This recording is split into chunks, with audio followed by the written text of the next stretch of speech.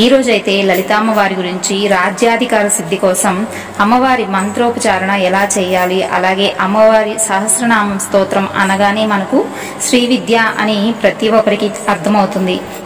రాజ్యాధికారం అంటే ఏమిటి? మనకు ఉద్యోగం కానీ లేదంటే ఇంకేదైనా ఉద్యోగంలోనే ఇంకొంచెం ఎక్కువ పొజిషన్ రావడం కోసం కానీ ఇప్పుడు నేను చెప్పేటటువంటి లలితా సహస్రనామ స్తోత్రంలోని ఒక ముఖ్యమైనటువంటి కొన్ని నామాలను అలాగే ఒక శ్లోకాన్ని అయితే మీకు చక్కగా తెలియజేస్తాను.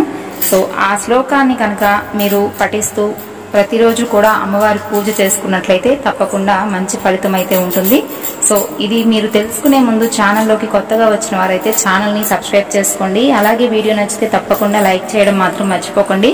మీరు ఇచ్చేటటువంటి ఒక చిన్న లైక్ ద్వారా మన ఛానల్ను అలాగే నన్ను ఎంతగానో ఎంకరేజ్ చేసిన వారు అవుతారు. సో ఇక అమ్మవారి గురించి తెలుసుకుందాం.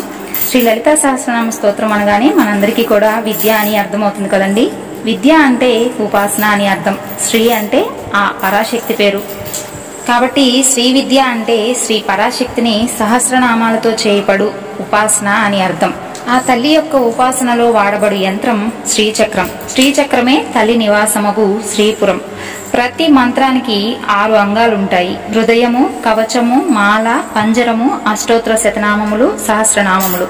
ఈ లలితా సహస్రనామంలో శ్రీ విద్యకు సంబంధించినటువంటి అనేక రహస్యాలు దాగి ఉన్నాయి. అయితే లలితోపాఖ్యానంలోకి వెళితే అందులో కూడా ఒక రహస్యం ఉంది. ఈ మంత్రశాస్త్రములు, పురాణాలు అన్నీ కూడా రహస్యాలను కథారూపంలోనూ ఉపాఖ్యానములుగాను మనకు అందిస్తుంటాయి. ఇవి వింటేనే వాటిలో ఉన్నటువంటి దాగిన మంత్రశక్తులు మనలో ఆవిష్కరించబడతాయి. ఒకసారి మహిషాసుర సంహారం, మరోసారి శుంభ నిశుంభల వధ, మధుకైటభ సంహారం మొదలైన రాక్షస సంహార వృత్తాంతాలు వింటుంటే ఆయా దేవతల మంత్ర రహస్యాలు, వాటిలోని యంత్ర రహస్యాలు మొదలైనవన్నీ కూడా అట్టి దేవతల ఉపాసన లేకుండానే ఆ మంత్రశక్తి మనలో ప్రవేశించి జాగృతమై మనల్ని అనుగ్రహిస్తుంది అని చెప్పబడుతుంది. అటువంటి లలితోపాఖ్యానము ప్రధానంగా ఈ లలితా సహస్రనామ స్తోత్రం ద్వారా మనకు చెప్పబడింది. ఇది ఒక గొప్ప విశేషం. ఆ దేవి యొక్క వైభవం అంతా కూడా హయగ్రీవ స్వామిచే అగస్త్యుల వారికి చెప్పబడింది. ఆ ఉపాసనలో వాడబడినవే ఈ సహస్రనామములు. 4 వేదాలు, వేదంగములైనటువంటి శిక్ష, వ్యాకరణం, ఛందస్సు, నిరుక్తం, జ్యోతిష్య కల్పములన్నిటినీ బాగా తెలిసినవారు. శైవ, వైష్ణవ, శాక్తేయ మొదలైన సిద్ధాంతముల సారం తెలిసినటువంటి మహారుషి అగస్త్యుల వారు. సకల వేద విద్యలను బ్రహ్మదేవుడుకు ప్రసాదించినటువంటి హయగ్రీవుడు కాంచీపురంలో తపస్సు చేస్తున్నటువంటి అగస్త్యునకు సాక్షాత్కరించాడు. ఈ సాక్షాత్కారంలో శ్రీపుర వర్ణన, లలితా పరాపట్టారిక యొక్క గాథ, తల్లికి సంబంధించిన మంత్రములు, అవసరమైనటువంటి న్యాసాదులు తెలియజేస్తూ మహాయాగము, పూజాఖండము, పురస్చరణ ప్రక్రియలతో పాటు ఉపాసలకు అవసరమైనటువంటి అంగములు, ఉపాంగములు తెలిపాడు. కానీ అసలైనటువంటి శ్రీ లలితా సహస్రనామం గురించి హయగ్రీవుడు అగస్త్యునకు చెప్పలేదు. ఈ విషయాన్ని అగస్త్యుడు హయగ్రీవ స్వామితో చెబుతూ, తల్లి సహస్రనామాలను గురించి నాకు చెప్పలేదు, చెప్పడం మర్చిపోయారా, లేక నన్ను ఉపేక్షించారా, లేక వినడానికి నేను యోగ్యుడను కాదా అంటూ ఎంతగానో వినయ విధేయతలతో అగస్త్యుడు అడిగాడు.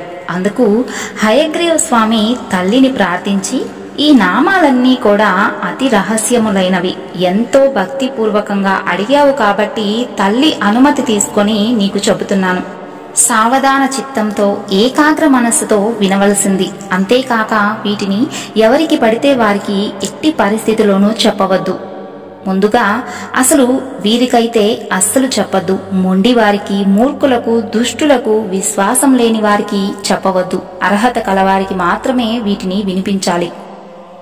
అందుకే ఇవి రహస్య సహస్రనామాలు అయినవి అంటూ సెలవిచ్చారు హయగ్రీవుడు.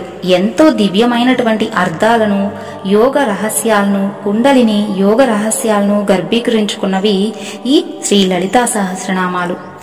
జ్యోతిష్య శాస్త్ర ప్రకారంగా ప్రత్యేక గ్రహ సంచారములు ఉన్నప్పుడు ఈ సహస్రనామ స్తోత్రంలో ఉన్న ప్రత్యేక శ్లోకాల ద్వారా ఎన్నెన్నో విశేషాలను అందరూ పొందేందుకు అవకాశం ఉంది. జాతక బలమున్నప్పుడు అలాంటి వాటిని పొందే యోగము, భాగ్యము, అదృష్టము ఉంటుంది.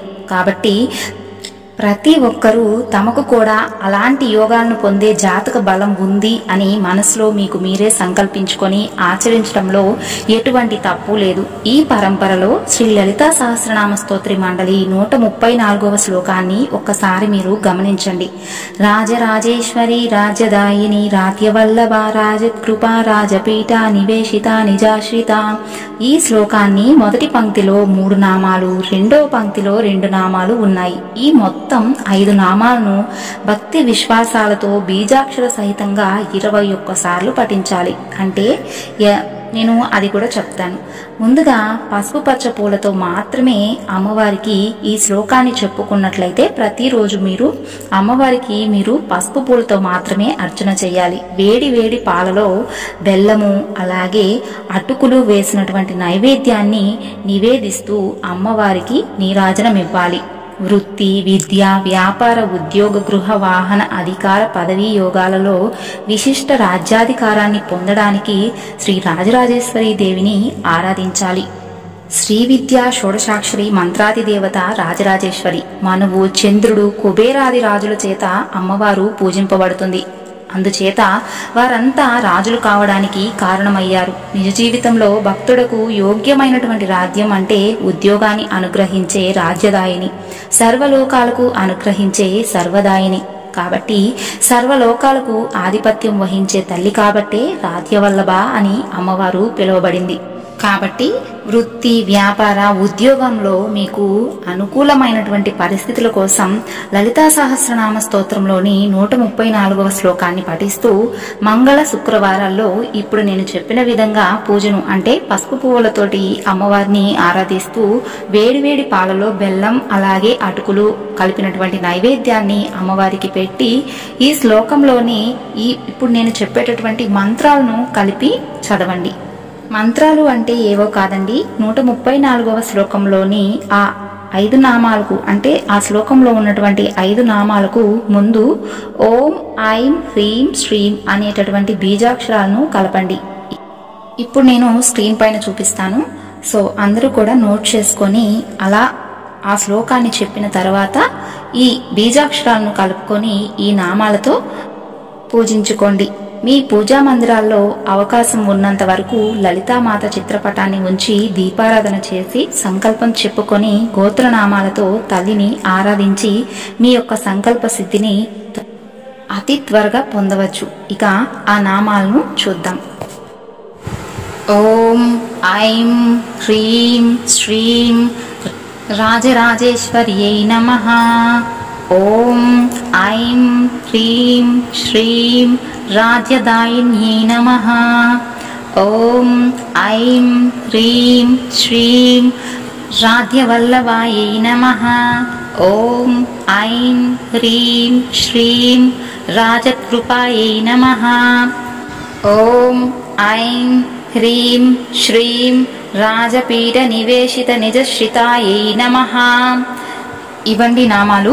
ఈ నామాలు చెప్తూ 134వ శ్లోకాన్ని అమ్మవారి ముందు పఠిస్తూ మంగళ శుక్రవారాల్లో ఇన్ని రోజులు ఇన్ని వారాలు అని లేకుండా మీ సంకల్పం సిద్ధించేంత వరకు ఇలా చేసి చూడండి. తప్పకుండా అమ్మవారు మంచి ఫలితాన్ని ఇస్తారు.